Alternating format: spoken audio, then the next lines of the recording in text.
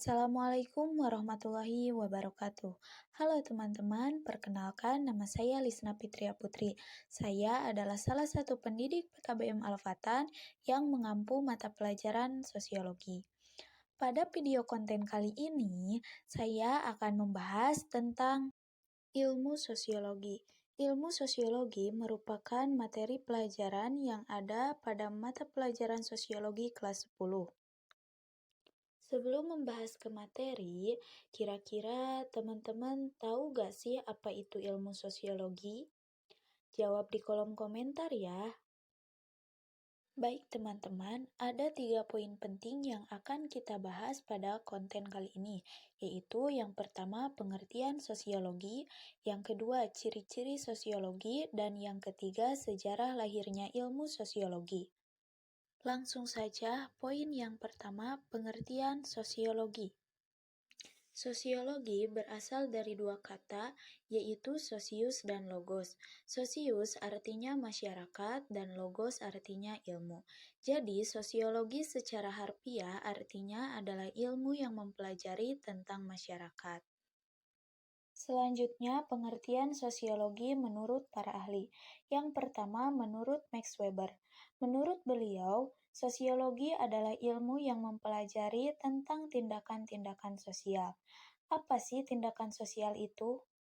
Tindakan sosial adalah tindakan yang dilakukan oleh individu dan memiliki makna subjektif bagi dirinya sendiri, serta ditujukan kepada orang lain. Tindakan sosial dapat bersifat subjektif, artinya ada keterlibatan antar manusia dan mampu mempengaruhi orang lain. Jadi, dalam aktivitasnya ada pelaku kedua. Sebagai contoh, empati terhadap teman yang sedang bersedih, kerjasama dalam kelompok, menggalang warga untuk membersihkan lingkungan bersama-sama. Kemudian yang kedua menurut Sumarjan.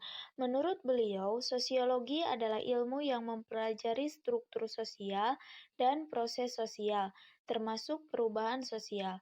Struktur sosial di sini artinya adalah tatanan atau sistem, atau bisa juga disebut dengan tingkatan sosial.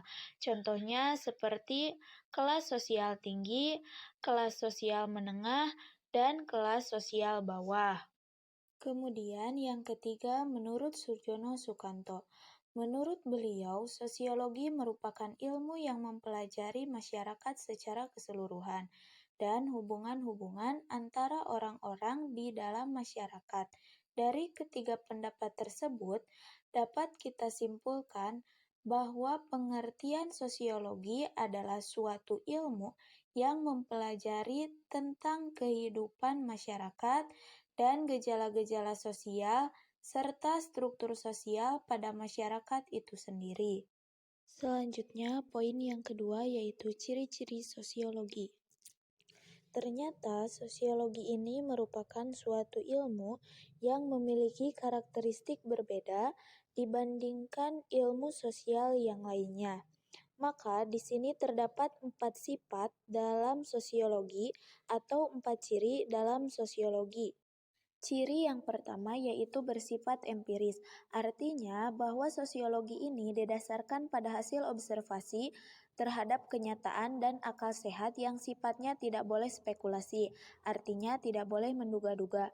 Contoh, ketika ada suatu fenomena sosial seperti kemacetan, kita tidak bisa menduga-duga bahwa penyebab dari kemacetan mungkin bisa terjadi karena seseorang malas untuk menggunakan kendaraan umum, atau mungkin seseorang terbiasa menggunakan kendaraan pribadi dan menyebabkan kemacetan.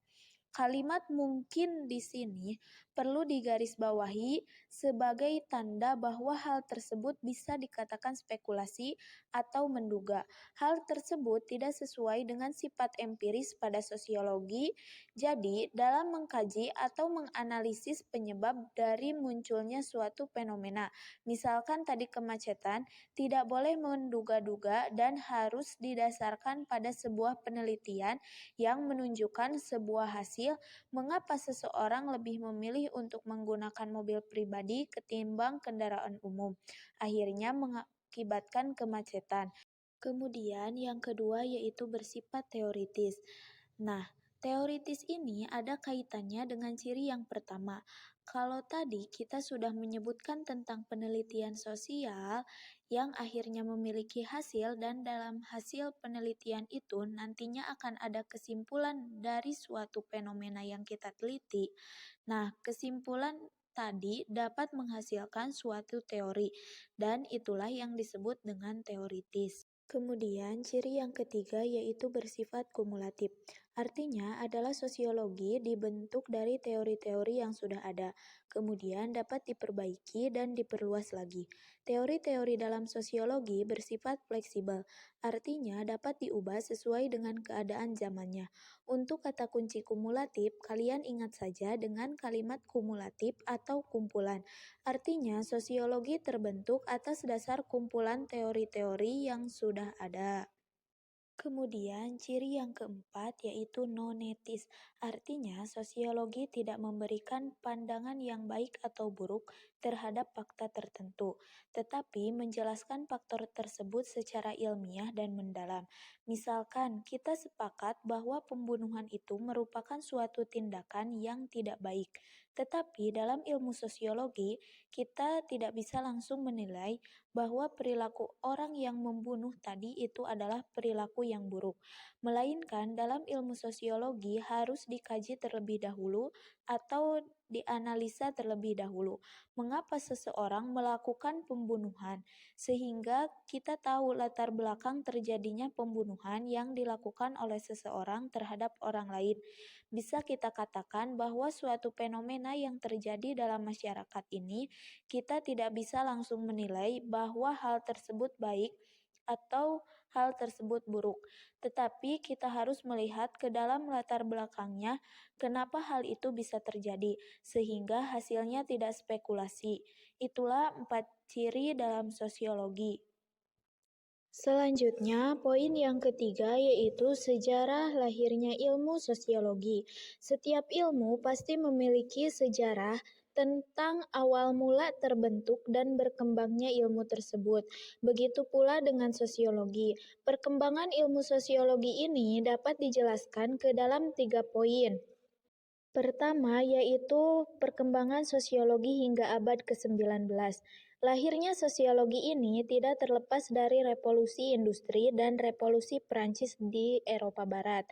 Telah terjadi pula kebiasaan baru yang pada awalnya mereka berharap revolusi industri ini dapat menghilangkan diskriminasi dan penindasan bagi anggota masyarakat di sana. Tetapi pada kenyataannya, semenjak adanya revolusi industri, kekacauan ini malah semakin terlihat nyata. Mulai muncul kelas-kelas sosial yang baru seperti masyarakat yang memiliki modal besar dan masyarakat yang tidak memiliki modal besar, atau disebut juga dengan buruh dan majikan, di mana orang yang memiliki modal besar ini mendominasi orang-orang yang tidak memiliki modal. Peristiwa ini disebut juga dengan kapitalisme dan feodalisme.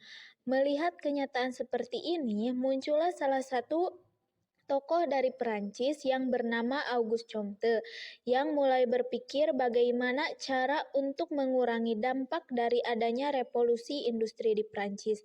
Akhirnya Auguste Comte mulai mengembangkan suatu ilmu dengan istilah atau dengan sebutan baru yang disebut dengan sosiologi.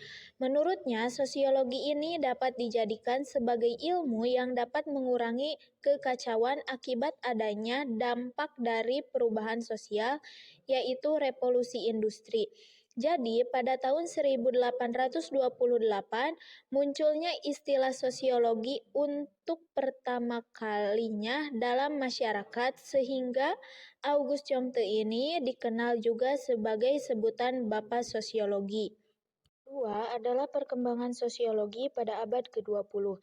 Ternyata pada abad ke-20 ini masalah baru bukan hanya sekedar fenomena kapitalisme dan feodalisme saja, sehingga teori sosiologi yang dicetuskan oleh Auguste Comte ini harus dimodifikasi sesuai dengan perkembangan zamannya.